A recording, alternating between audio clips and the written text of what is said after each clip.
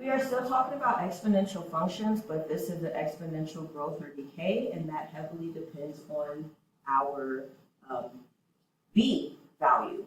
So exponential growth, as x increases, remember we read x from left to right, f of x, or y, which we read from bottom to top, is also increasing. As x decreases, f of x approaches 0.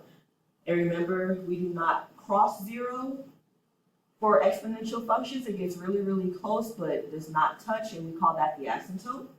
99.9% of the time, or I think always, in Algebra 1, our asymptote, 100% of the time, our asymptote is going to be y equals 0. Therefore, our range will be y is greater than 0.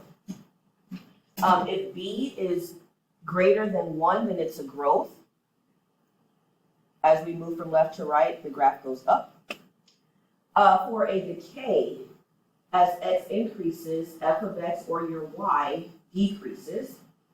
As x increases, f of x or y approaches 0. If b is between 0 and 1, then it's an exponential decay. I'm not going to say fraction because 3/2 is a fraction, and sometimes they do that, but that's a growth because 3/2 is bigger than 1. But it cannot be negative, all right? And again, we read from left to right. Our graph is decreasing. So we're going to use the following information to determine if a graph is increasing or decreasing. We are looking at our b value here.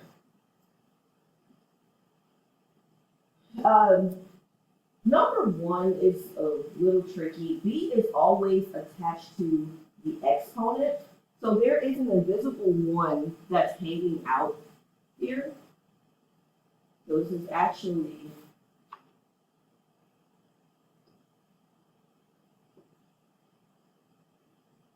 there's an invisible 1 hanging out there. Okay? But 1.25 is is greater than 1, so this is a growth. B of x, we're looking at the number inside the parentheses. Is it bigger than 1 or is it in between 0 and 1? 0.95 is between 0 and 1, so this is a decay. 3 is greater than 1, so this is a growth. And 3/2, it's a fraction, but it's a fraction that's greater than 1. And if you don't know what 3/2 is, just plug it in your calculator. It'll tell you it's 1.5. So this is a growth. And if you don't know just by looking at them, graph them and see what it looks like. All right. Our graph, we read from left to right. We are going down. So this is a decay. This graph, we read from left to right, is going up, so this is the growth.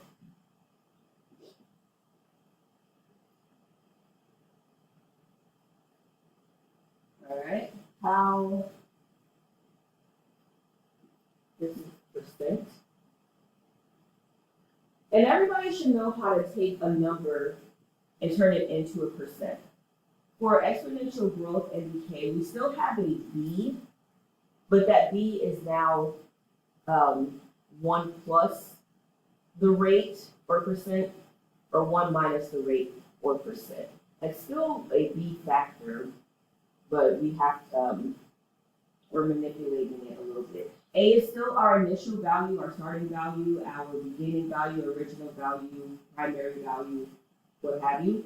R is the rate as a decimal, and X is the time interval. All of this stuff in blue should be written in for you.